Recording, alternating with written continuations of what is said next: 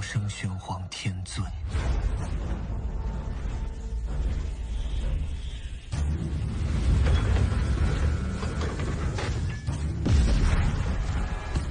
Berjumpa lagi dengan Albara. Kita lanjutkan cerita Lord of the Mysteries.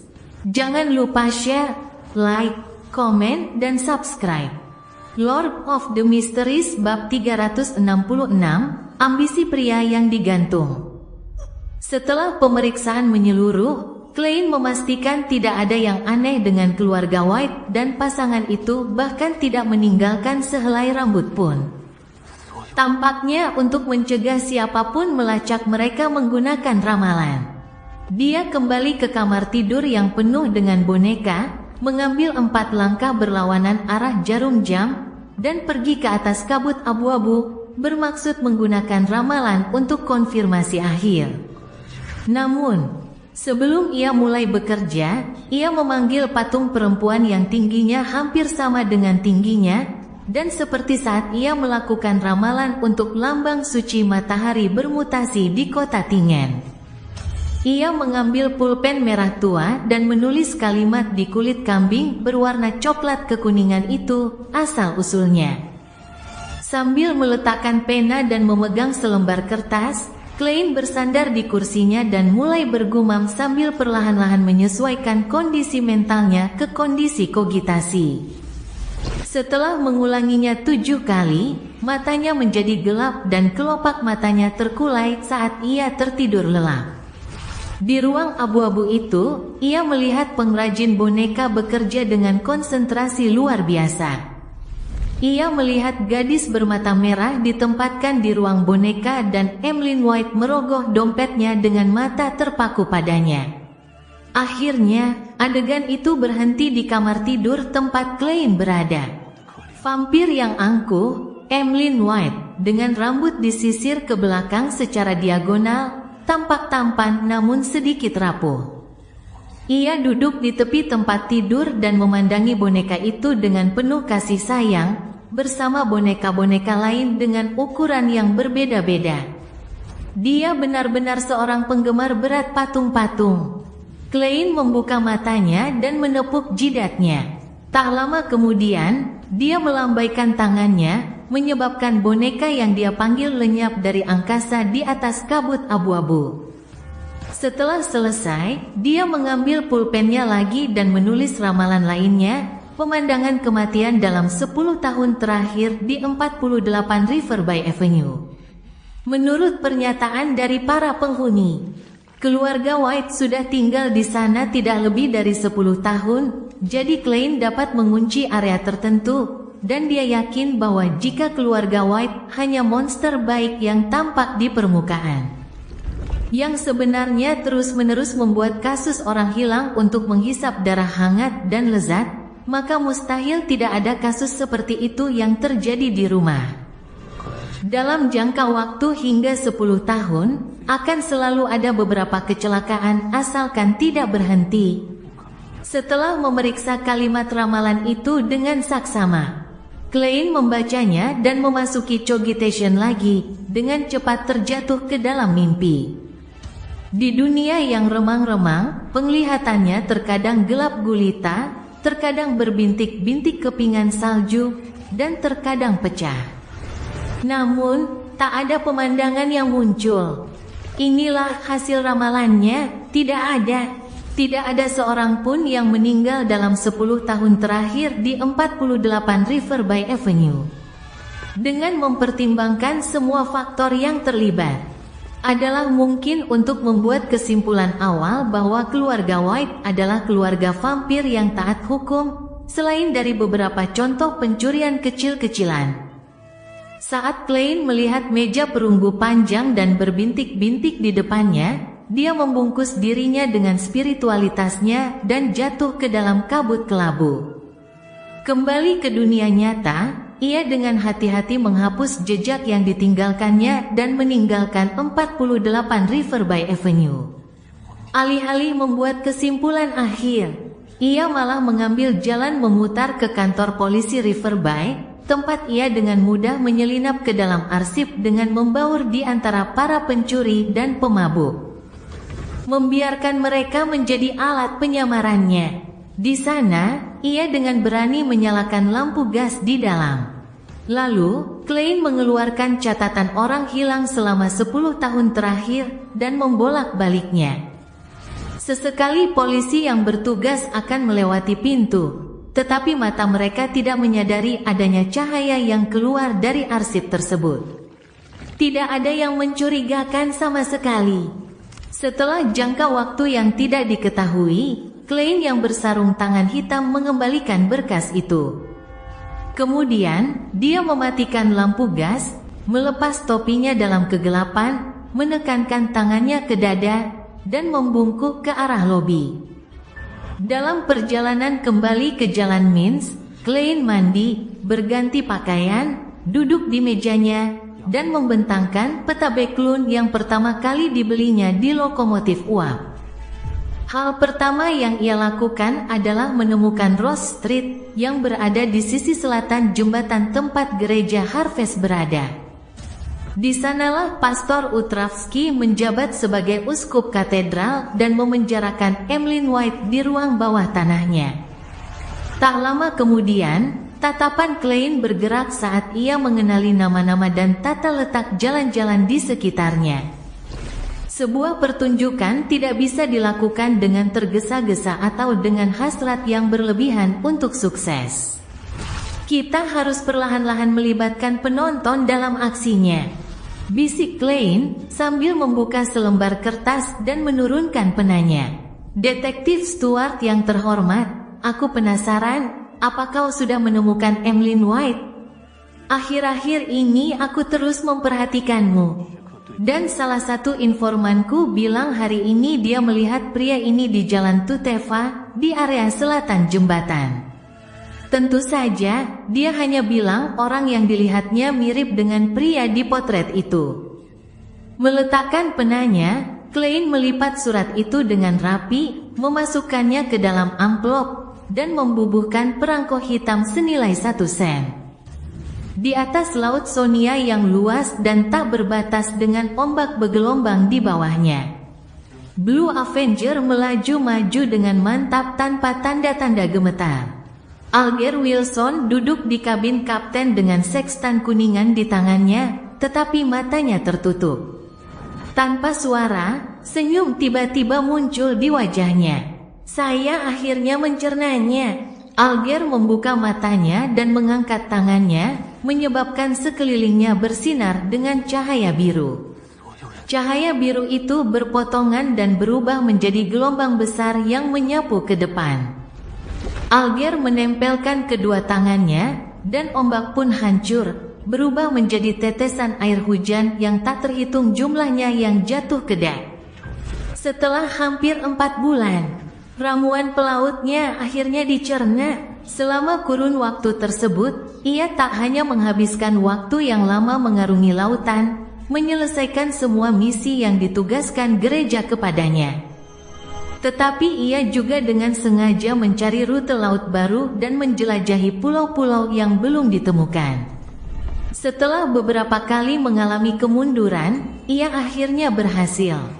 Hal ini pada gilirannya menyebabkan pencernaan ramuan tersebut, yang memungkinkan dia mengetahui prinsip-prinsipnya sebagai seorang pelaut. Prinsip intinya adalah menjalin keintiman dengan laut. Untuk memahami informasi mengenai rute laut dan cuaca, serta eksplorasi dan penemuan. Alger yang selalu bertubuh gemuk tak kuasa menahan diri untuk bangkit dari tempat duduknya. Ia mondar-mandir di kabin kapten, memikirkan masa depan yang ia dambakan. Setelah mendapatkan formula ramuan untuk sang terberkati angin dan menemukan bahan-bahan beyonder yang sesuai, ia akan menyembunyikan kemajuannya ke urutan 6 dari gereja. Kemudian, ia akan mengulangi proses yang sama lagi, berusaha untuk menjadi penyanyi laut urutan 5 dalam waktu 3 tahun. Selama proses ini, ia harus bertugas sebagai Kapten Blue Avenger dan menghindari memasuki Mandated Punishers dengan hubungan sosialnya yang rumit untuk mencegah rahasianya terbongkar. Begitu aku naik ke urutan 5 dan memperoleh kekuatan yang cukup, aku akan bisa kembali ke tempat itu secara diam-diam. Alger tanpa sadar menoleh ke kanan. Pandangannya seakan menembus papan kapal dan lautan luas, dan menuju ke sebuah pulau kuno dan tersembunyi. Alger tidak khawatir tentang kemajuan karirnya di gereja. Setelah keinginannya terpenuhi, ia akan dapat sepenuhnya fokus untuk meraih posisi yang lebih tinggi di gereja. Pada saat itu, dia akan terus menyamar sebagai sekuens 7, meskipun sebenarnya dia adalah sekuens 5 dan meminum ramuan yang diberkati angin lainnya. Ini akan meningkatkan karakteristik Beyondernya, memperkuatnya, dan memperlambat pencernaannya, tetapi tidak akan membahayakan keselamatannya sendiri. Untuk alasan yang sama, setelah urutan 5 dicerna sepenuhnya, ia bisa meminum Ocean Songster lagi dan mengulangi proses normal. Ini hanya akan mendorongnya semakin dekat ke titik kehilangan kendali, tetapi ia juga punya solusi untuk itu. Tujuannya adalah untuk menemukan seorang wanita untuk dinikahi dan mewariskan karakteristik Beyonder tambahan kepada anak-anaknya. Setelah melakukan ini, aku akan bisa mendekati level seorang kardinal dan mendekati level seorang Beyonder urutan tinggi. Inilah kesempatanku di era seperti ini. Dalam benaknya, Alger sudah membayangkan dirinya mengenakan jubah seorang kardinal, karena ia menduduki posisi tinggi di gereja dan memiliki banyak mandated punisher di bawah kendalinya. Setelah mabuk sesaat, dia menarik pandangannya dan mendapatkan kembali akal sehatnya. Apa yang akan terjadi selanjutnya akan semakin sulit di setiap langkah. Untungnya, saya punya tarot gathering dan full. Meskipun ada bahaya di baliknya, setiap jalan untuk memperbaiki diri akan mengandung risiko. Aku harus berusaha mengumpulkan halaman-halaman buku harian Rosel itu secepat mungkin. Aku harus memanfaatkan kesempatan untuk bertanya dan memahami kartu apa yang ada di samping tangan tuan bodoh itu, yang hanya memperlihatkan punggungnya. Sebelumnya tidak ada kartu buku harian Rosel. Mungkinkah itu benda yang sedang kupikirkan?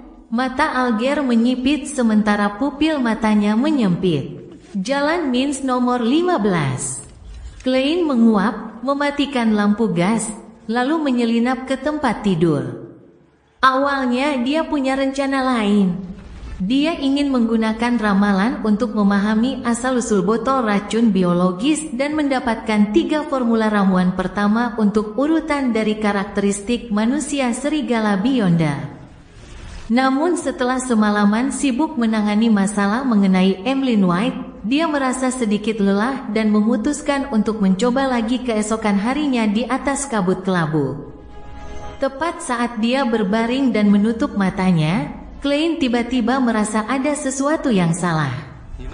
Itulah intuisi spiritual seorang pelihat. Sudah beberapa hari sejak aku mendapatkan karakteristik werewolf Beyonder dan botol racun biologis. Bukannya aku tidak dalam kondisi mental yang baik selama ini, aku malah berulang kali menunda ramalan. Ini sangat tidak normal. Klein duduk, memikirkannya dengan saksama, dan mengingat kejadian serupa. Pertama kali bertemu Megose, ia ingin langsung menggunakan penglihatan rohnya untuk mengamati kondisi mentalnya, tetapi ia melewatkan kesempatan itu karena sempat terkejut. Baru pada akhirnya ia menyadari bahwa itu karena Megose memiliki keturunan dewa jahat di dalam perutnya. Intuisi spiritualnya sebagai seorang peramal telah menghentikannya tanpa meninggalkan jejak, mencegahnya kehilangan kendali dan langsung pingsan. Sangat mirip, dan kali ini bahkan lebih jelas. Aku ingat Nona Saren menyebutkan bahwa kendali sekolah pemikiran mawar atas anggotanya jauh melampaui imajinasiku. Tubuh dan jiwa setiap orang tampaknya terikat oleh sesuatu, yang juga menjadi alasan mengapa informasi mengenai urutan mutan jarang bocor. Mereka percaya pada dewa yang dirantai. Jadi, Ketika menggunakan karakteristik Beyonder dari manusia serigala untuk menyimpulkan formula ramuan yang sesuai, itu akan langsung melibatkan dewa jahat ini dan menimbulkan konsekuensi yang tak ingin kutanggung. Klein memikirkannya dengan serius dan merasa ada sesuatu yang mencurigakan. Dulu ketika aku meramal lambang suci matahari yang bermutasi dan telinga yang ditinggalkan sang pendengar, intuisi spiritualku tak menghentikanku. Mungkinkah dewa yang dirantai lebih kuat daripada matahari yang berkobar abadi dan sang pencipta sejati? Atau mungkinkah sifatnya memungkinkan dia untuk menahan kabut abu-abu dan bahkan mampu secara efektif menyerbunya? Tentu saja, sumber bahayanya juga bisa berasal dari botol racun biologis.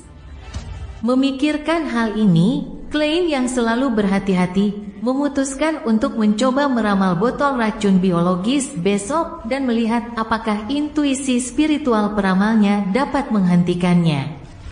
Lord of the Mysteries bab 367, Surat Ancaman.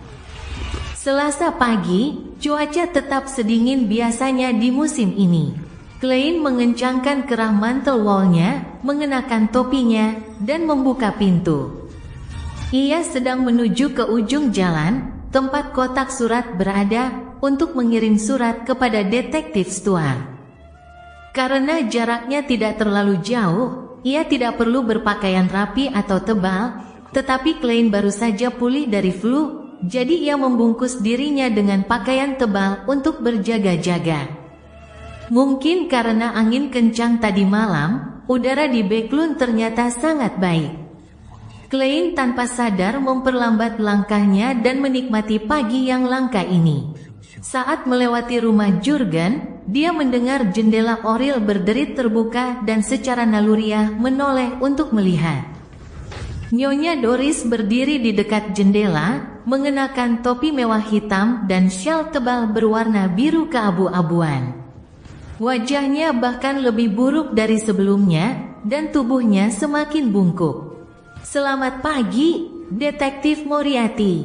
Terima kasih sudah merawat Brody. Katanya kau orang baik, kan, Brody? Nenek Doris membungkuk dan menggendong kucing hitam bermata hijau itu. Brody menggunakan keempat anggota tubuhnya dan meronta dalam pelukannya. Akhirnya, ia melompat turun dan mendarat ringan di ambang jendela. Namun alih-alih pergi, dia malah berputar-putar, mengelus-elus Nyonya Doris dengan kepalanya miring, tanpa melihat ke arah Klein. Apakah dia di friendzone oleh seekor kucing? Klein tertawa meremehkan diri sendiri dan tersenyum tulus. Ini adalah perbuatan yang membahagiakan, dan berita yang lebih menyenangkan lagi adalah Anda telah pulih dan telah keluar dari rumah sakit. Setelah bertukar sedikit basa-basi, dia mengucapkan selamat tinggal dan melanjutkan berjalan menyusuri jalan sambil tersenyum di wajahnya. Dia baru berjalan beberapa langkah ketika mendengar Nyonya Doris memanggilnya. Saat Jurgen kembali, aku akan menyuruhnya membayarmu. Apa aku terlihat seperti menerima misi ini demi uang? Senyum di wajah Klein tiba-tiba membeku. Ia hanya bisa setengah berbalik dan melambaikan tangan, menandakan ia mengerti. Ketika dia jauh dari rumah Jurgen, ekspresinya berangsur-angsur berubah serius, dan dia mendesah pelan. Dia baru saja mengaktifkan penglihatan rohnya untuk mengamati aura Nyonya Doris dan mendapati kondisinya tidak terlalu baik. Bukan hanya karena usianya yang sudah tua, tetapi juga karena cuaca dingin dan udara buruk di Backlund. Semua ini berdampak sangat buruk pada penyakit paru-parunya. Nyonya Doris seharusnya bisa melewati akhir musim gugur dan musim dingin ini, tetapi akan sulit untuk memastikannya untuk musim gugur dan musim dingin berikutnya, atau musim dingin berikutnya. Jika dia ingin hidup beberapa tahun lagi, dia harus pindah ke selatan, ke daerah sekitar Teluk Desi. Sayang sekali, pengacara Jurgen sepertinya tidak mampu melakukannya sekarang. Bahkan aku belum pernah ke Teluk Desi. Klein bergumam, lalu menghampiri kotak surat, dan memasukkan surat itu. Ini merupakan awal dari penampilannya.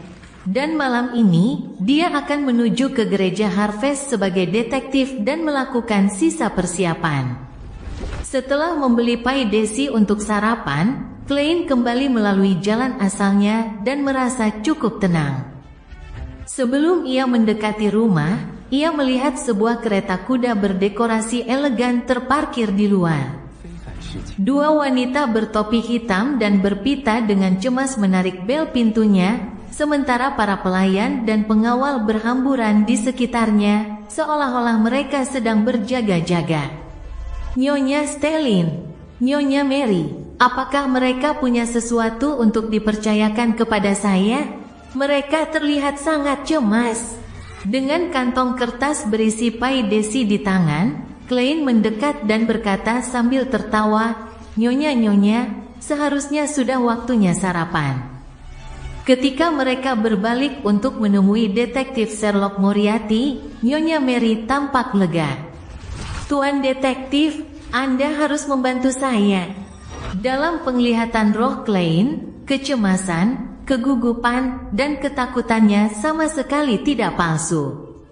Karena itu, ia mengangguk, menunjuk ke pintu, dan berkata, "Mari kita bicara di dalam." Sambil berbicara, ia melirik ke arah induk semangnya, Stellin, dan ia menyadari bahwa kondisinya sangat berbeda dari 2 hari terakhir. Ia tampak sangat lesu dan putus asa, seolah-olah ia tidak tertarik pada apapun. Apa yang terjadi padanya? Meskipun pemilik rumah kosnya suka pamer, dia orang yang sangat mencintai hidup. Klein mengeluarkan kuncinya dan membuka pintu. Setelah masuk, sebelum dia bisa duduk diam, Nyonya Mary dengan tidak sabar berkata, "Detektif Moriarty, saya menerima surat ancaman." "Surat ancaman?" Klein meletakkan pai desi, menggenggam tangannya dan bertanya, "Apa isi surat itu?" Nyonya Mary melirik Nyonya Stellin. Dan melihat bahwa Nyonya Stellin tidak seaktif biasanya, setelah mempertimbangkannya sejenak, ia berkata, "Surat itu meminta saya untuk menangani asap pabrik secara tidak memihak ketika saya melakukan investigasi polusi atmosfer dan untuk mengakui kontribusi mereka. Atau saya akan berakhir seperti boneka yang disertakan dalam surat itu." Kepala boneka itu terkoyak, dan lengan serta kakinya patah. Nyonya Mary sepertinya masih ingat perasaannya ketika membuka surat itu, dan berkata dengan suara gemetar, "Ini pertama kalinya saya mengalami hal seperti ini. Saya tidak tahu apakah ini akan menjadi kenyataan atau tidak. Saya tidak tahu bahwa saya akan mengalami kasus seperti ini ketika saya menjadi anggota Dewan Investigasi. Saya tidak tahu, Nyonya, mungkin Kaisar Rosel pernah berkata bahwa hanya ada 2 bentuk kebencian yang paling parah di antara manusia. Yang pertama adalah membunuh orang tua orang lain, dan yang kedua adalah menghancurkan sumber penghasilan orang lain." Klein mengangguk dengan sungguh-sungguh dan berkata, "Saran saya, laporkan saja ke polisi." Dari sudut pandangnya, Nyonya Mary sekarang menjadi anggota Dewan Pencemaran Atmosfer Nasional. Statusnya benar-benar berbeda dari sebelumnya, dan polisi tentu tidak akan menganggap enteng ancaman yang diterimanya. Selain itu, ini melibatkan pengembangan kebijakan pemerintah yang penting dan bukan masalah biasa.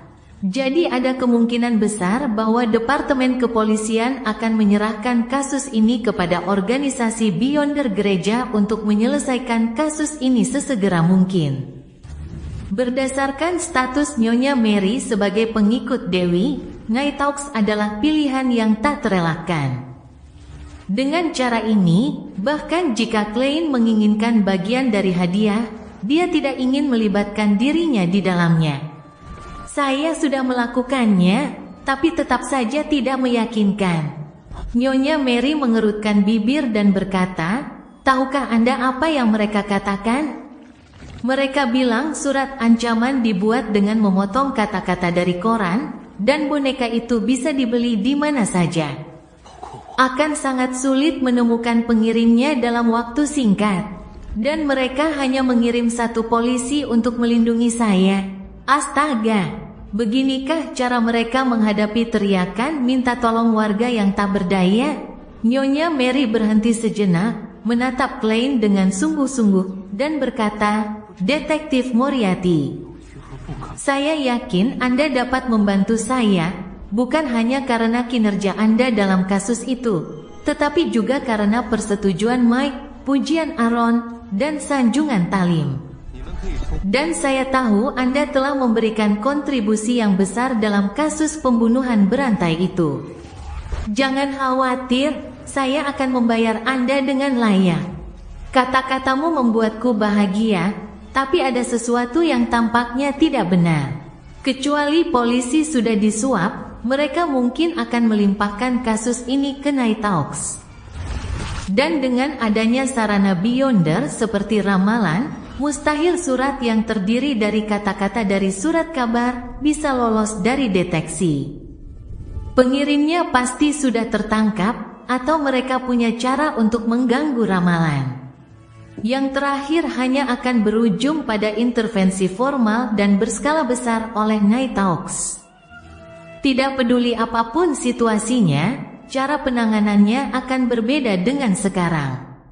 Klein tidak langsung menjawab Nyonya Mary, tetapi dia dengan hati-hati menganalisis ketidaknormalan masalah ini. Ruang tamu tiba-tiba menjadi sangat sunyi. Suasana hening itu membuat Nyonya Mary dan Nyonya Stellin agak gelisah, entah mengapa. Pada suatu saat, Klein pernah mengeluarkan sebuah koin dan membuatnya memantul dan menggelinding di antara jari-jarinya, seolah-olah itu adalah kebiasaannya untuk memfokuskan pikirannya.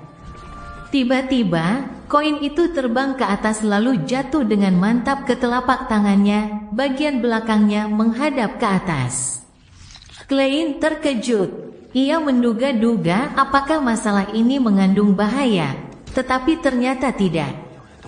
Jika ancaman semacam itu benar-benar ada, meskipun pengirimnya tidak memiliki kemampuan yang memadai, tetap saja akan menimbulkan bahaya tertentu.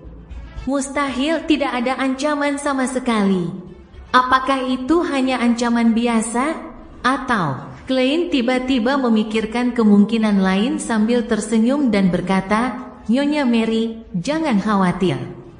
Anda bisa pulang dengan tenang. Jika dalam 2 hari ke depan ada yang datang kepada Anda untuk membahas masalah ini agar dapat dipublikasikan, agar warga mengetahui niat sebenarnya dari para pemilik pabrik tersebut untuk memicu kemarahan publik, maka Anda akan baik-baik saja. Kemungkinan yang baru saja dipikirkan Klein adalah bahwa ancaman itu merupakan jebakan yang dibuat oleh Dewan untuk menghasut publik agar menggunakan kemarahan mereka. Sehingga penyelidikan polusi atmosfer dapat dilakukan dengan lancar dan menghasilkan rancangan undang-undang berikutnya yang dapat menguntungkan mereka. Ini menjelaskan mengapa polisi menanggapi dengan cara ini. Kenapa kamu berkata begitu? Tanya Nyonya Mary sambil mengerutkan kening. Klein tersenyum dan menjawab, itulah yang kusimpulkan. Dan bagaimana jika apa yang kau klaim tidak terjadi dalam 2 hari? Desak Nyonya Mary. Klein berkata dengan tulus, kalau begitu aku akan memberikan perlindungan. Bagaimanapun, tidak ada bahaya. Tambahnya dalam hati. Setelah menghibur dan mengantar pergi Nyonya Mary, dia pergi ke atas kabut kelabu untuk memastikan masalah tersebut dan menerima hasil yang sama seperti sebelumnya. Saat itu, paidesinya sudah dingin. Nyonya Mary pulang ke rumah dengan perasaan khawatir dan gelisah, bertanya-tanya apakah dia harus mengundang Stellin untuk tinggal bersamanya selama beberapa hari. Pada saat itu, pengurus rumah tangganya memberitahunya bahwa putra tertua Count Hall, Sekretaris Utama Dewan Polusi Atmosfer Nasional, Ten Hibbert Hall, telah datang.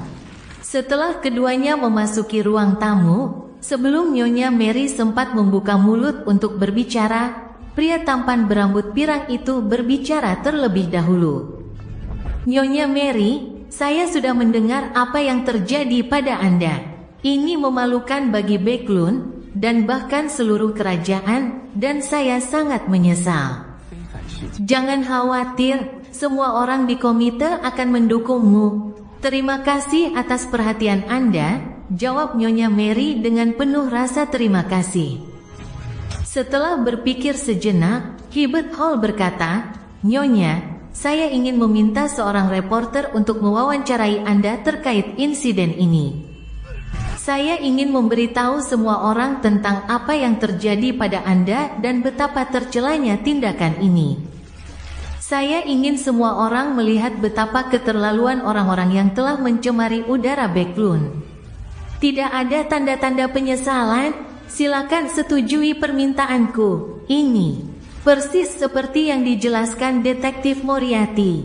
Nyonya Mary sesaat kehilangan kata-kata. Setelah sarapan, Klein beristirahat sejenak. Karena tidak ada kegiatan lain, ia naik ke atas kabut kelabu untuk mencari tahu asal-usul botol racun biologis. Kali ini dia tidak menundanya sama sekali. Lord of the Mysteries bab 368 mengejutkannya. Pilar-pilar batu istana kuno dan megah menopang kubah yang tinggi. Klein duduk di ujung meja perunggu panjang, memegang botol coklat bening.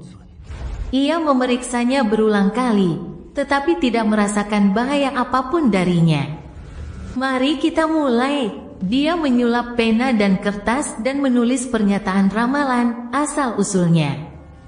Sambil menyimpan pulpennya dan mempersiapkan diri menghadapi pukulan, Klein melirik kertas dan botol racun biologis, bersandar di kursinya, dan memasuki cogitation sambil melafalkan pernyataan tersebut. Tak lama kemudian, ia memasuki dunia mimpi kelabu yang kabur dan melihat sebuah ruangan gelap namun luas. Ada ular kobra raja, janda hitam, dan tumbuhan serta hewan aneh lainnya di ruangan itu. Suasananya berantakan dan mengerikan. Seorang pria parubaya berjas putih berdiri di depan meja panjang di tengah ruangan. Ia melemparkan empedu ular dan bisa laba-laba ke dalam panci hitam besar yang tergantung di langit-langit. Akhirnya, ia bahkan memasukkan beberapa benda yang memiliki kilau spiritual yang kuat. Misalnya, benda-benda itu terkadang terurai menjadi gas hitam, dan terkadang mengembun menjadi benda-benda hijau tua berbentuk paru-paru. Jika tidak, benda-benda itu akan berbentuk tabung berisi cairan biru jernih atau mata merah menyala. Udara di sekitar panci besi hitam itu perlahan-lahan menjadi kental. Udara itu berkumpul di tengah, tetapi terus-menerus terdorong ke samping, sehingga sulit mencapai tujuannya. Ketika lelaki setengah baya berjubah putih melihat pemandangan ini, alisnya perlahan berkerut, ekspresinya tampak sedikit cemas. Dia membolak-balik buku catatan hitam di sampingnya, menggertakkan giginya, dan menggunakan belati perak ritual untuk mengiris pergelangan tangannya. Tetesan darah segar menetes ke dalam panci besi hitam, seakan langsung menghembuskan kehidupan ke dalam isinya. Daya hisap yang mengerikan tiba-tiba meletus, menyedot semua udara kental di sekitarnya. Darah merah tua yang belum keluar dari pergelangan tangannya tersedot sepenuhnya ke dalamnya.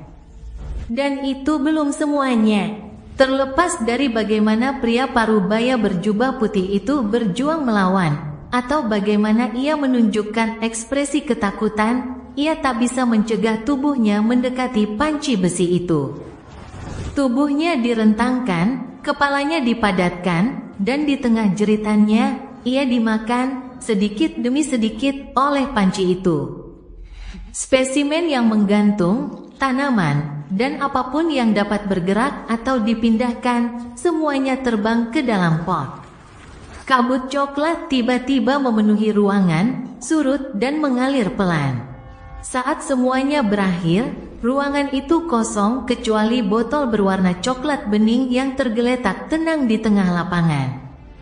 Adegan itu segera menghilang, dan dunia mimpi pun hancur berkeping-keping. Klein membuka matanya dan bergumam dalam hati, jadi botol racun biologis itu hasil eksperimen mencari kematian. Saya pikir itu adalah karakteristik Beyonder yang ditinggalkan oleh beberapa Beyonder. Jika memang begitu, saya pasti bisa menemukan rumusnya. Bagi Klein, spiritualitas dan karakteristik Beyonder seorang Rampager, serta spiritualitas dan karakteristik Beyonder yang terkontaminasi oleh dewa jahat, semuanya dapat digunakan untuk meramal sebuah formula. Sama seperti mata hitam putih yang ditinggalkan oleh Master Nimblerite Rosago.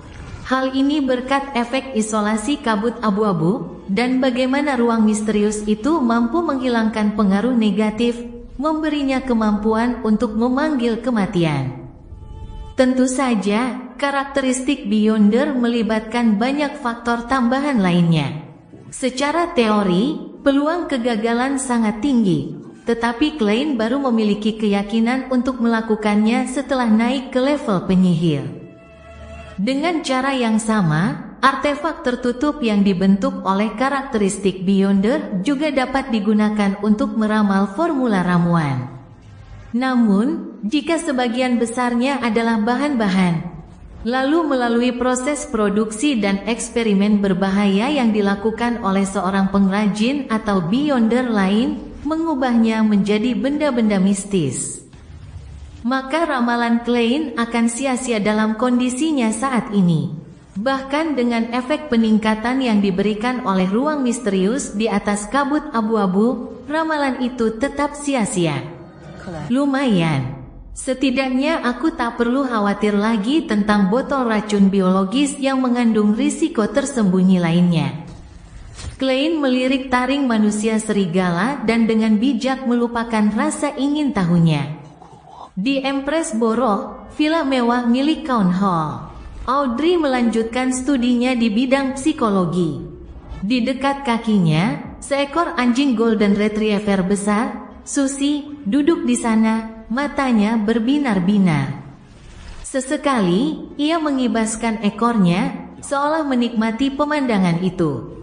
Priciator Escalante menyelesaikan materi pengantar dan sengaja memberikan komentar santai. Sebenarnya ada teori seperti itu. Dipercayai bahwa manusia akan mewarisi sejumlah kesadaran leluhur mereka dari generasi ke generasi, dengan demikian membentuk logika dasar pola perilaku seseorang.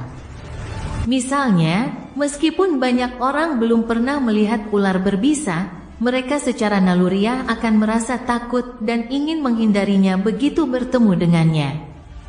Mengapa demikian? Ini secara teori merupakan naluri yang kita warisi dari nenek moyang kita, sesuatu yang tersembunyi di relung terdalam kesadaran kita. Pada zaman dahulu, orang-orang terus-menerus bertarung dengan ular berbisa dan segala jenis binatang buas, dan mereka secara bertahap mengukir ingatan ini ke dalam kesadaran mereka dan mewariskannya. Bagaimana cara penularannya? Tanya Audrey dengan penuh minat. Escalante, dengan rambut panjangnya yang mencapai pinggang, tertawa. Itu pertanyaan yang sangat bagus. Beberapa orang memberikan penjelasan yang melibatkan teori bahwa kesadaran setiap orang sebenarnya terhubung pada tingkat terendah. Ia merupakan satu entitas, dan jejak serta karakteristik yang tertinggal pada entitas ini akan memengaruhi kesadaran yang hanya dimiliki oleh mereka. Misalnya, tingkat kesadaran terendah bagaikan lautan tak berujung. Kesadaran unik kita bagaikan pulau-pulau yang terletak di lautan dan dapat dibagi menjadi dua bagian. Satu tersembunyi di bawah air, yaitu alam bawah sadar yang lebih tinggi kuantitas dan ukurannya, yang lainnya tersingkap di permukaan lautan, kesadaran superficial yang biasanya dapat dideteksi. Ini adalah aksioma aliran pemikiran dalam psikologi. Audrey melirik Susie, mengelus bulu keemasan di lehernya, lalu berkata, Jadi, kita bisa menggunakan lautan yang terhubung ini untuk memengaruhi kesadaran orang lain dan mencapai tujuan menyembuhkan penyakit mental tertentu. Inikah fondasi mistisisme dan kekuatan Beyonder seorang Prikyata? Tapi rasanya kurang dan ada yang kurang. Misalnya, langit di atas kepala, langit yang menyelimuti segalanya. Audrey berpikir dengan rasa ingin tahu. Wajahnya tampak kebingungan dan tercerahkan. Kau benar-benar berbakat di bidang ini, puji Escalante dengan gembira. Namun, kita hanya bisa memengaruhi sebagian kecil lautan di sekitar kita, dan melaluinya, kita bisa memengaruhi orang-orang yang dekat dengan kita. Jika kita menjelajah lebih dalam ke lautan, kita akan mudah tersesat. Ia menatap jam dinding yang rumit dan penuh hiasan, tersenyum, dan berkata, "Waktu habis, kelas hari ini sudah berakhir." Nona Audrey, jika Anda tertarik dengan aliran pemikiran psikologis ini, kita bisa lanjutkan pembahasannya lain kali. Baiklah, Audrey berdiri dan membungkuk. Sambil menyaksikan Escalante pergi, dia mengangguk sambil berpikir. Nyonya Escalante sepertinya bukan Prikyata sungguhan. Paling-paling, dia seperti saya, seorang telepati. Apakah yang baru saja dia bicarakan adalah aksioma para alkemis psikologi? Mereka benar-benar sabar. Kenapa mereka belum mencoba merekrutku? Saat Audrey sedang berpikir, Susie berkomentar riang dari samping, "Audrey, aku merasa dia tipe orang yang sama dengan kita." Bukan, maksudku tipe anjing yang sama. Bukan, itu tidak benar. Susie, yang hanya memiliki pemahaman dasar tentang bahasa manusia, jatuh ke dalam kebingungan, tidak dapat menemukan kata-kata yang tepat untuk menggambarkan perasaannya. Di sebelah selatan jembatan, Rose Street, di luar gereja Harvest.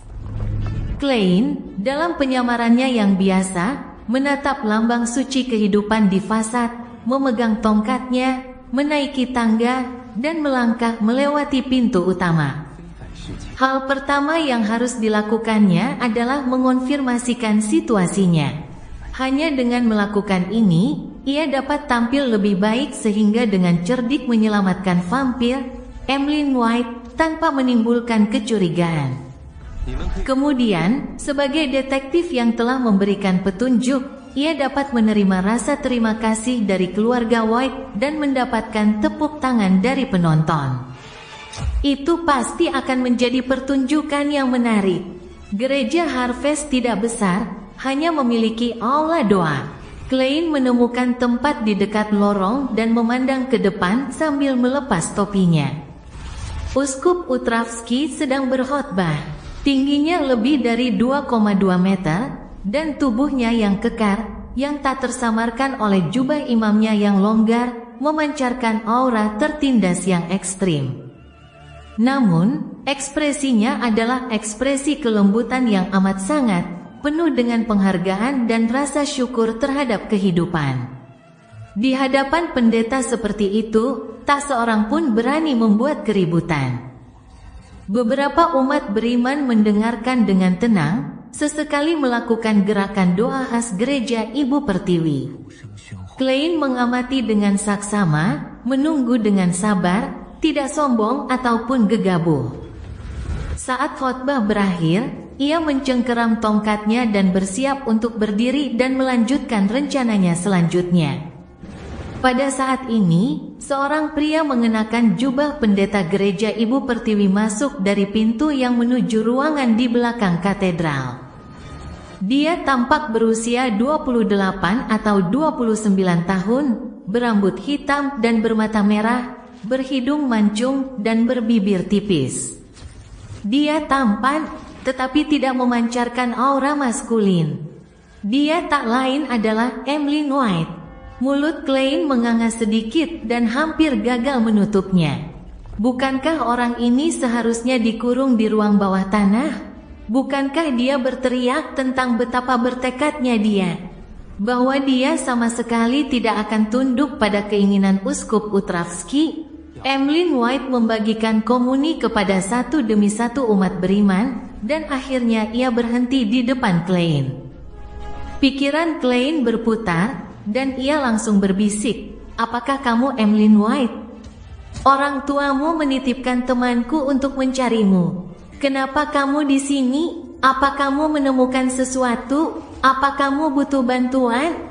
Emlyn White tampak tidak memiliki harga diri yang unik dan berkata dengan senyum yang hanya terlihat sedikit lebih baik daripada menangis, "Tidak perlu, aku akan segera pulang." Dia mengerutkan bibirnya, menggelengkan kepalanya, dan memaksakan senyum. Katanya, "Saya sudah menjadi penganut Ibu Pertiwi, bukan seorang pendeta." Jawaban ini benar-benar di luar dugaan Klein. Untuk sesaat, ia tak tahu harus menjawab apa, dan ia hanya bisa berteriak berulang kali dalam hati, "Hei, kau sangat teguh pada penyembahanmu terhadap bulan terakhir kali kita berinteraksi di gereja Harvest. Kau bilang kau sama sekali tidak akan bertobat dan percaya kepada Ibu Pertiwi. Sudah berapa lama? Dan kau sudah menyerah begitu saja? Bukankah itu terlalu cepat? Bagaimana dengan kegigihanmu? Di mana integritas moralmu?" Pertunjukan yang saya persiapkan dengan matang terpaksa berakhir bahkan sebelum dimulai. Ini sungguh mengejutkanku. Klein membuka mulutnya dan tiba-tiba menyadari ada sesuatu yang salah. Mengapa Emlyn White memberitahu saya tentang pertobatannya? Saya hanya seorang detektif yang secara tidak sengaja bertemu dengannya saat lewat. Apakah dia ingin saya menyampaikan pesan ini kepada orang tuanya? Apakah ada makna lain di balik ini? Sementara Klein menebak-nebak, Emlyn White menyingkirkan kekhawatirannya dan tersenyum puas. "Anda tidak perlu bertindak, Tuan Detektif. Atau haruskah aku memanggilmu pemilik baru Master Key? Hehe, bagi seorang sanguin yang mulia, setiap orang punya bau badan dan karakteristik darah yang berbeda-beda. Bahkan saat aku dikurung di ruang bawah tanah, aku bisa menciumnya. Aku ingat baumu." Lord of the Mysteries bab 369, awal mula. "Saya telah dikenali." Klein langsung terkejut saat ia hampir memasuki mode bertarung. Meskipun ia tidak menggunakan penglihatan rohnya, dari nada dan kata-kata Emlyn White, ia tahu bahwa Emlyn tidak berbohong. Ia sangat percaya diri dan yakin. Tepat saat perasaan tegang muncul dalam dirinya, Klein tiba-tiba teringat sesuatu. "Mengapa saya harus khawatir tentang hal itu?" Lalu, ia menjawab pertanyaannya sendiri dalam hati. "Memangnya kenapa kalau aku dikenali? Situasi saat ini berbeda dengan 2 bulan lalu. Saya merasa bingung dengan insiden Duta Besar Bakerland di depan para Beyonder resmi. Saya terburu-buru mencoba mencari-cari setiap celah yang ada. Dalam prosesnya, saya akhirnya menjalin kontak dengan lingkaran Beyonder, dan bahkan kemungkinan saya menjadi Beyonder cukup masuk akal. Oleh karena itu, bahkan jika identitas saya sebagai Beyonder terbongkar, mereka tidak akan terlalu memikirkannya dan mengorek-orek masa lalu saya. Dan kemungkinan besar detektif Isengard Stanton adalah seorang Beyonder, dan dia menjaga hubungan baik dengan polisi dan organisasi resmi Beyonder. Dia berspekulasi bahwa saya sama dengannya dan mencoba menjebak saya secara halus. Dalam hal ini, saya hampir tidak bisa dianggap sebagai anggota Beyonder resmi yang berada di ambang batas, dan jika terjadi sesuatu, saya belum tentu akan dipenjara. Yang lebih penting, aku sudah membuat citraku saat ini begitu melekat sehingga aku tidak perlu khawatir lagi dengan poster buronan. Kalau ada yang salah, aku bisa meninggalkan jalan Mins 15 dan identitasku sebagai Sherlock Moriarty. Jadi, apa yang perlu dikhawatirkan? Ya, sebelum saya datang ke sini, saya juga sudah melakukan ramalan. Dan ternyata di sana hampir tidak ada bahaya. Saat pikiran-pikiran ini terlintas di benaknya, Pupil mata Klein mengerut, ekspresinya sedikit terkejut, dan kondisi siap tempur atau larinya mereda. Seolah-olah ia sedang mendiskusikan cuaca hari itu dengan Emlyn White. Melihat ekspresi tenangnya, Emlyn White mengangkat alisnya, melangkah beberapa langkah ke samping, dan melewatinya sebelum perlahan duduk di sampingnya. Vampir itu menatap Uskup Utravski, yang sedang memimpin umat beriman dalam ritual komuni kudus, lalu berkata sambil mencibir, "Tuan detektif, apa kau tidak takut aku akan pergi ke kantor polisi dan berteriak keras bahwa kau seorang Beyonder?" Klein pun menatap ke depan dan berkata tanpa menoleh, "Aku akan ikut denganmu dan berteriak keras bahwa ada vampir. Ayo, kita bermusuhan. Kau pikir aku takut padamu?" Ekspresi Emlyn White menegang, ia mengangkat jari telunjuk kanannya dan berkata, Sanguin yang mulia, mengerti." Sebelum Klein sempat berbicara, melihat Uskup Utravski sedang disibukkan dengan ritual komuni kudus, Emlyn White terkekeh dan berkata, "Bagaimanapun, saya akhirnya akan bebas." Saya berpura-pura tunduk dan memberitahu lelaki tua itu bahwa saya bersedia bertobat dan percaya kepada Ibu Pertiwi dan sangat menyesali perbuatan saya. Meskipun saya tidak tahu apa yang perlu ditunjukkan untuk menunjukkan pertobatan, berpura-pura tidak masalah. Orang tua itu benar-benar mempercayaiku seperti ini, dan dia juga sangat senang. Dia langsung melepaskanku, dan dia mengizinkanku menjadi pendeta di sini. Dia bilang selama aku menghafal kitab suci gereja Ibu Pertiwi, dia akan mengizinkanku pulang. Haha. Si tua bangka itu, yang kekar tapi jadi bodoh karena imannya, memang gampang ditipu, mudah ditipu. Klein menoleh ke arah vampir itu, tampak puas.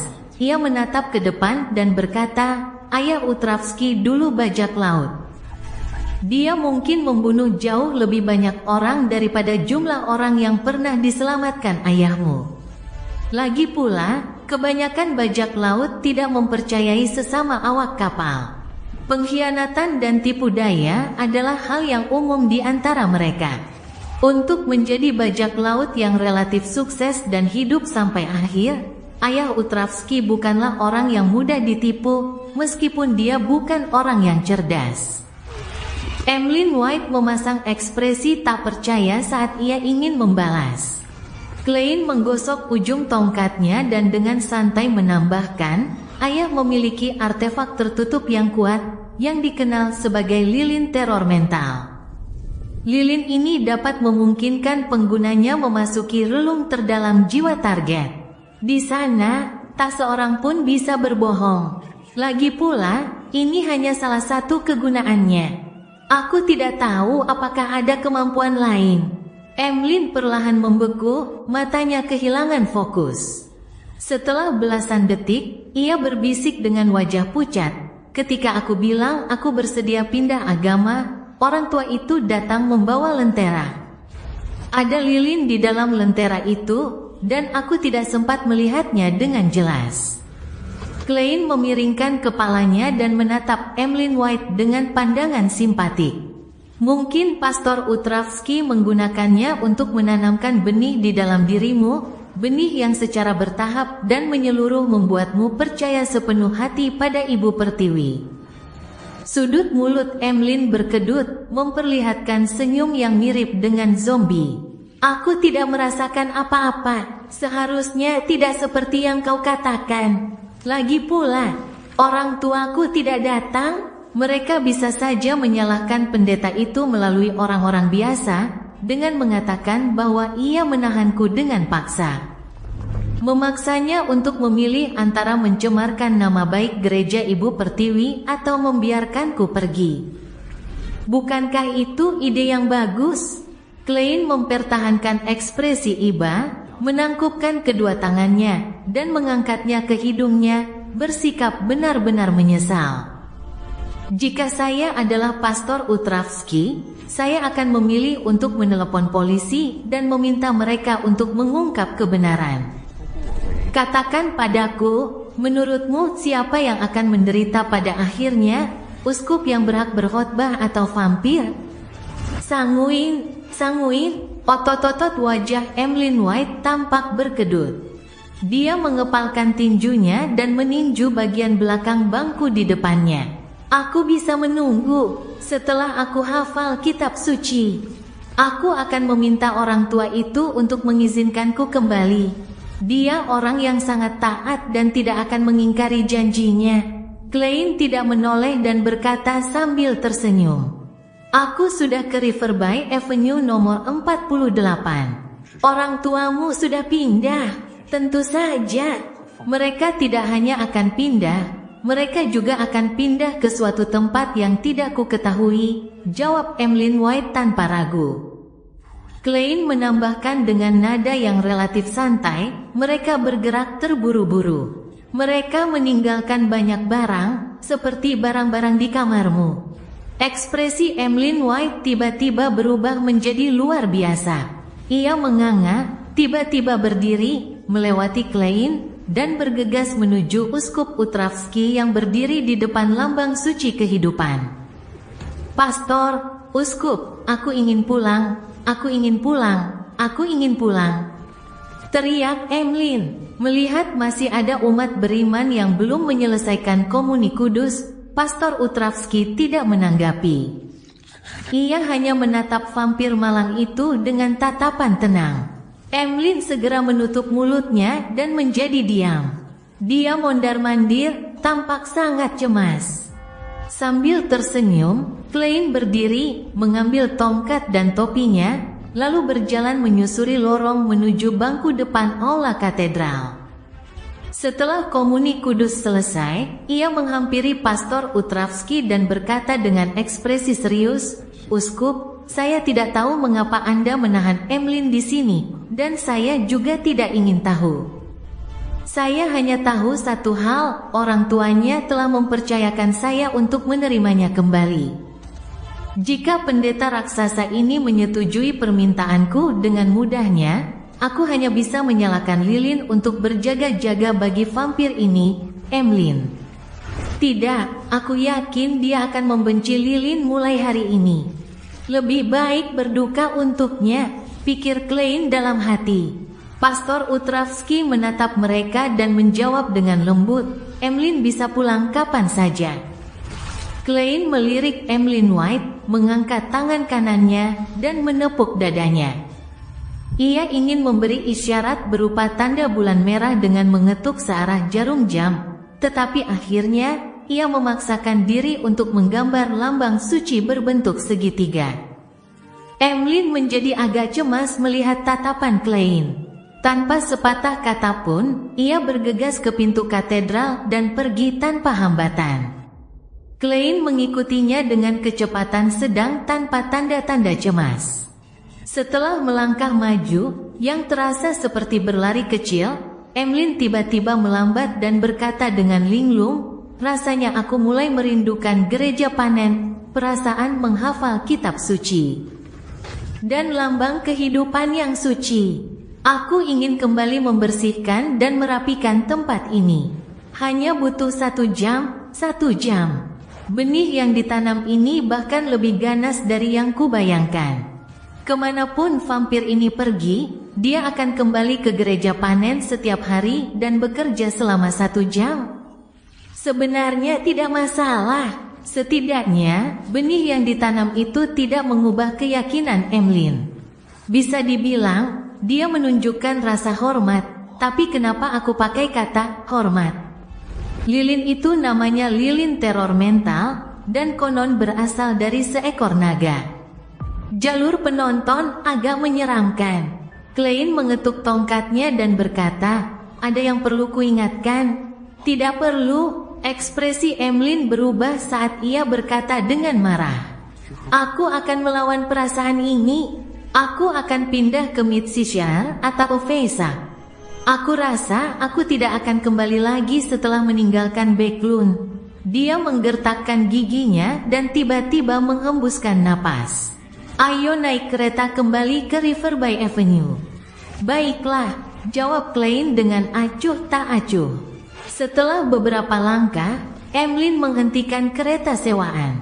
Tepat saat ia hendak naik kereta, punggungnya menegang selama 2 detik. Lalu, ia berkata begitu pelan hingga Klein hampir tak bisa mendengarnya, "Aku tidak membawa uang." "Aku bersedia." Klein tersenyum. Emlyn berhenti bicara dan naik ke kereta kuda. Klein duduk di hadapannya, dan ketika kereta kuda mulai bergerak, ia bertanya, seolah berpikir, "Ayahmu seorang dokter yang memiliki keahlian luar biasa dalam bidang obat-obatan dan kedokteran?" Meski lesu, Emlyn mengangkat dagunya karena kebiasaan. "Inilah anugerah yang kami, kaum Sanguin, nikmati. Para ahli ramuan terbaik semuanya berasal dari kaum Sanguin." "Begitukah?" bisik Klein pada dirinya sendiri, pikirannya penuh misteri. Emlyn berkata setelah hening sejenak, "Tulis surat untuk temanmu dan beritahu dia bahwa aku sudah kembali ke Riverby Avenue.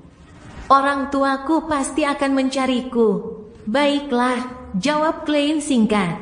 Setelah hampir 20 menit, kereta itu tiba di Riverby Avenue dan berhenti di depan unit 48. Setelah membayar ongkos, Klein keluar dari kereta dan melihat Emlyn White melihat ke arah kamar tidur. Ekspresinya menjadi luar biasa gembira. Sambil menahan diri, vampir itu menekankan tangannya ke dada dan membungkuk dalam-dalam pada Klein. "Bagaimanapun juga, aku harus berterima kasih padamu." Klein langsung memperlihatkan senyumnya. "Tidak perlu berterima kasih padaku. Hadiah besar untuk menemukanmu dan biaya transportasi akan diperoleh dari orang tuamu. Juga, Anda harus meramu obat dengan efek Beyonder untuk membantu saya merawat pasien. Ini adalah hadiah yang harus dibayar oleh keluargamu." Lord of the Mysteries bab 370, tepuk tangan penonton. Hadiah bounty, biaya transportasi, dan obat-obatan dengan efek Beyonder. Emlyn White sempat tercengang saat pertama kali mendengarnya. Ini bukan jawaban yang diharapkannya. "Bagaimana dengan kejantananmu?" pikir vampir itu dengan kaget. Sebagai detektif, mematuhi prinsip akuntansi yang jelas itu penting. Lagi pula, kau bahkan menunda kunjunganku ke klub kelab. Aku tidak tahu makanan apa yang mereka tawarkan dalam jumlah terbatas selama 2 hari terakhir. Klein menatap Emlyn White sambil bercanda dan mengejek dalam hati. Setelah beberapa detik, Emlyn memaksakan senyum dan berkata, "Saya harus melihat pasien sebelum saya bisa meramu obat yang tepat." Dari nada bicaramu, kau kedengarannya sangat percaya diri. Klein mengangguk sambil berpikir. Dia lalu memikirkan suatu masalah. Keluarga White tampaknya merupakan keluarga ahli ramuan yang luar biasa. Jika aku benar-benar terluka dan keracunan, aku bisa datang kepada mereka untuk berobat. Bukankah semua usahaku untuk mendapatkan formula apoteker dari Pastor Utravsky akan sia-sia? Aku tidak perlu lagi mengasuh asisten lain yang ahli dalam penyembuhan. Kenyataan memang berubah lebih cepat daripada rencana. Tapi, itu juga tidak sia-sia. Aku sudah balik modal dari Miss Magician. Untuk hal-hal seperti formula, selama masih ada, akan selalu berharga. Lagi pula, keluarga White pasti akan menjauh dari Riverby Avenue dan menjalani hidup mereka dengan identitas rahasia baru. Aku mungkin tidak bisa menemukan mereka, jadi itu tidak mudah. Tidak. Sebelum pikiran-pikiran yang ditimbulkan lilin teror mental itu terselesaikan, yang perlu kulakukan adalah menunggu Emlyn White di gereja Harvest. Dengan mengingat hal itu, Klein melepas topinya, membungkuk dan berkata, "Tidak masalah, aku akan membawamu ke sana saat waktunya tiba. Aku tidak akan membuang-buang waktumu lagi. Cerio." Ekspresi Emlyn White berubah saat ia berkata dengan ragu, "Jika kau bisa menghilangkan efek lilin teror mental, kau akan menerima hadiah yang lebih besar, dan..." Ia berhenti sejenak dan mengangkat dagunya. Dan persahabatan sanguin. Aku seorang penyihir, dan aku memiliki bros matahari dan botol racun biologis. Kemampuanku terbatas pada medium dalam hal aspek kejiwaan seseorang, jadi apa yang bisa kulakukan? Di antara orang-orang yang kukenal, hanya Nona Justice yang mendekati. Tapi dia hanya seorang telepati urutan 8. Kecuali kau mengubah keyakinanmu menjadi si bodoh yang tidak berasal dari era ini. Maka kita akan dapat menemukan cara menggunakan pengetahuan yang tercatat dalam kitab rahasia untuk membantumu memecahkan masalah ini melalui ritual yang sesuai. Ngomong-ngomong, vampir tampaknya adalah penyembah bulan primitif, sangat mirip dengan Raja Dukun dan sejenisnya. Mungkinkah dewa kuno yang tercatat di kota Perak, leluhur vampir, Lilith, adalah bulan primitif? Klein berkata sambil tersenyum ketika pikirannya melayang, aku akan mencari cara untuk membantumu. Emlyn White mengangguk dan tidak berkata apa-apa lagi. Ia berbalik dengan tidak sabar dan bergegas ke pintu. Kalau saja pengemudi kereta itu tidak ada di dekatnya, dia pasti sudah membentangkan sayap kelelawar hitamnya dan langsung terbang ke lantai 2. Klein tertawa dan menggelengkan kepalanya secara emosional. Ia kembali dengan kereta sewaan yang sama dan tiba di stasiun metro Uap tak jauh dari sana. Kemudian, ia pindah kereta dan kembali ke Jalan Mins 15, Sherwood Borough. Sebelum memasuki ruangan, Klein yang sudah terbiasa membuka kotak surat, memeriksa apakah ada surat. Yang mengejutkannya, ternyata benar-benar ada surat. Surat itu tidak bermaterai. Surat itu ditujukan kepada detektif Sherlock Moriarty dan ditandatangani dengan Jurgen Koppel. Pengacara Jurgen bingung. Klein mengambil amplop itu dan merobeknya. Di bawah cahaya lampu jalan, dia melihat selembar kertas dan 2 lembar uang. Nilai nominal kedua uang kertas ini adalah 1 soli dan 5 soli. Totalnya 6 soli. Saya memberi makan kucing itu 3 kali selama periode tersebut. Kesepakatannya adalah 2 soli per kejadian. Menyadari alasannya, Klein membuka pintu dan menyalakan lampu gas. Saat ia membuka surat itu, ia mendapati bahwa surat itu tidak berisi banyak hal, dan kata-kata yang ditulis tangan Jurgen sama tepat dan seriusnya dengan dirinya. Detektif Moriarty yang terhormat, terima kasih sudah merawat Brody beberapa hari ini. Ini hadiah yang pantas kamu dapatkan. Aku membunyikan bel pintu 2 kali dan mendapati kamu tidak ada di rumah. Jadi aku hanya bisa memasukkan pembayaran itu ke dalam amplop dan memasukkannya ke kotak suratmu. Karena saya mungkin tidak bisa kembali sampai besok malam, saya mungkin akan melewatkan perjanjian lisan yang dijanjikan nenek saya malam ini. Sebagai seorang pengacara, saya menghargai keabsahan perjanjian lisan dan berharap agar perjanjian tersebut dilaksanakan dengan ketat. Akhirnya, terima kasih sekali lagi, Jurgen Koppel. Tuan pengacara, rasa terima kasih Anda begitu kering dan membosankan, bahkan lebih rendah daripada rasa terima kasih Brody, tetapi penjelasan atas perilaku Anda sangat rinci. Sangat cocok dengan gaya Jurgen. Lagi pula, kenapa menaruhnya di kotak surat saya? Jika ini bumi, sebelum saya bertransmigrasi, saya mungkin tidak akan melihat kotak surat di lantai bawah selama berbulan-bulan. Klein tersenyum sambil melipat uang kertas itu dan memasukkannya ke dalam saku. Kemudian, ia mengeluarkan selembar kertas dan menulis surat kepada detektif Stuart.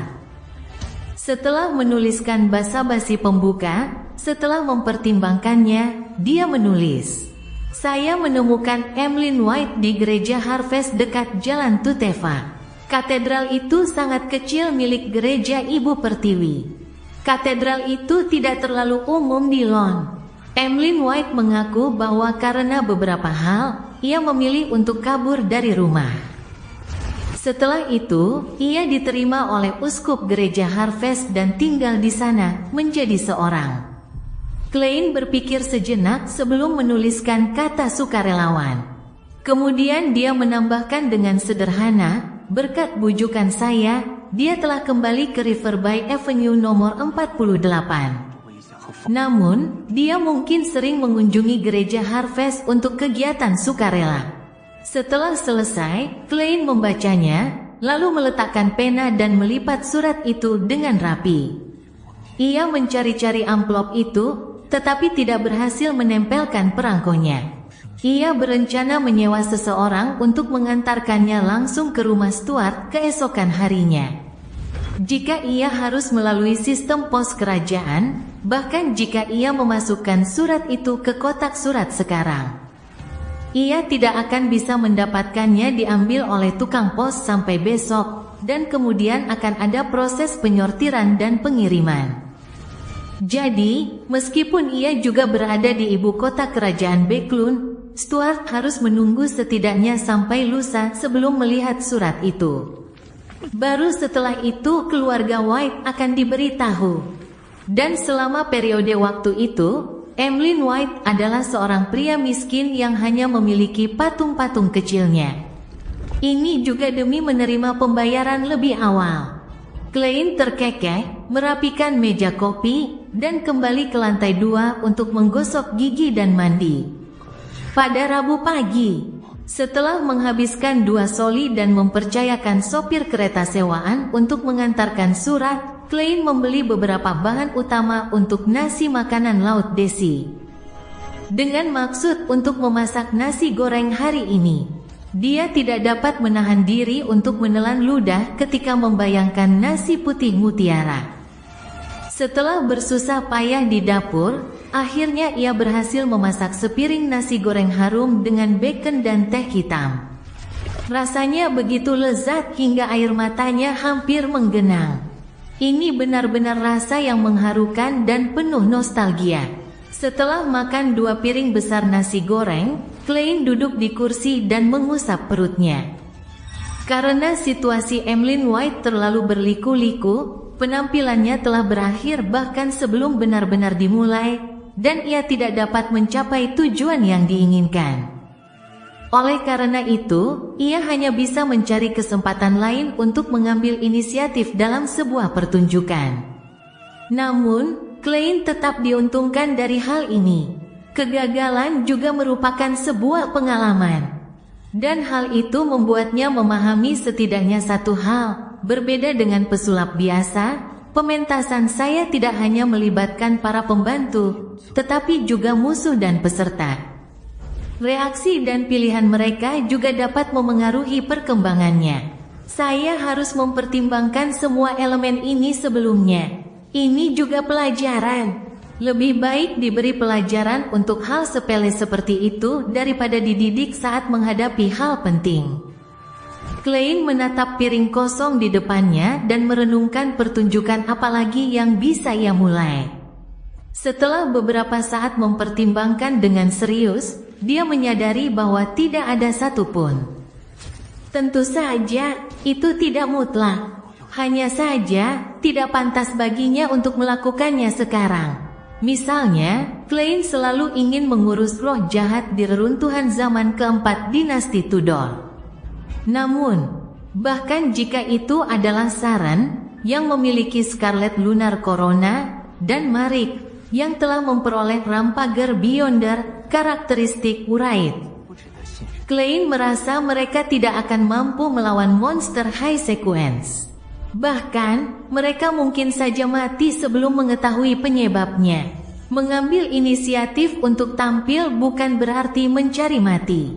Ini bukan tentang menggunakan hidup untuk tampil. Klein memperingatkan dirinya sendiri, ada hal lain yang ingin dilakukannya, tetapi dia pikir tidak ada banyak peluang. Tujuannya adalah untuk menemukan anak aneh, Will Aucheptin, yang telah membawa nasib buruk bagi dokter bedah, Aaron. Klein selalu tertarik pada kartu tarot yang dimiliki anak itu, dan dia ingin memastikan apakah itu benda mistis. Sayangnya, kasus ini telah diambil alih oleh Nighthawks, dan Klein tidak ingin terlibat dengan mantan rekannya. Saya akan menunggu waktu istirahat dokter.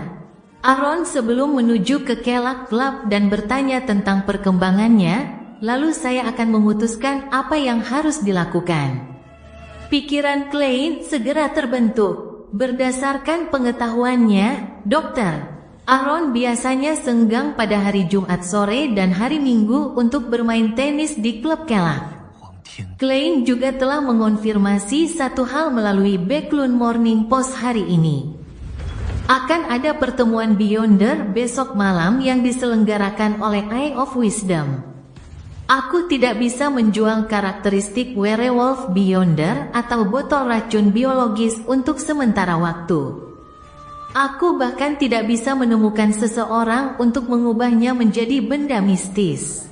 Para Beyonder urutan tinggi dari Rose School of Thought jelas masih aktif di sekitar sini, dipenuhi amarah.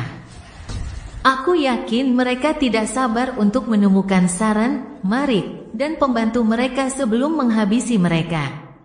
Dia harus tetap bersikap tenang di area ini untuk sementara waktu. Klein mengambil serbetnya, menyeka mulutnya, dan mulai membersihkan meja. Ia ingin beristirahat hari itu dan pergi ke klub Kelak untuk bersantai seharian tanpa mengambil inisiatif untuk tampil. Tetapi kemudian ia teringat avatar Amon yang mencoba menembus kabut kelabu, dan ia teringat peran yang dimainkan kitab rahasia pada saat yang mengerikan itu. Maka Klein menyalakan perapian di ruang tamu dan membawa kitab rahasia kembali ke dunia nyata. Ia kemudian berkonsentrasi membaca, belajar, dan mencatat. Tentu saja, dia kemudian akan membakar nada-nada yang sesuai di atas kabut kelabu. Hari sudah siang ketika dia tiba-tiba mendengar bel pintu berbunyi. Setelah menyembunyikan kitab rahasia, Klein memasuki ruang tamu dan langsung menuju pintu. Pengunjungnya adalah detektif Stuart yang kurus dan berjanggut. Dia menatap Klein dengan penuh hormat dan kegembiraan, dan dia tidak sabar untuk memujinya. Kamu benar-benar detektif hebat dengan sumber daya dan saluran yang melimpah. Kamu benar-benar mampu memecahkan kasus seperti ini tanpa petunjuk apapun. Kenapa aku merasakan sedikit perubahan dalam spiritualitasku? Sepertinya ramuannya telah dicerna lebih dalam. Dengan kata lain, pertunjukanku masih menikmati sedikit keberhasilan. Namun, hanya ada satu orang di antara penonton, dan hanya dia yang tertipu untuk melihat hasil yang luar biasa. Tepuk tangan penonton sungguh efektif. Klein terkejut sebelum akhirnya menunjukkan senyum hangat. Cerita bersambung. Jangan lupa share, like, komen, dan subscribe agar tidak ketinggalan cerita selanjutnya.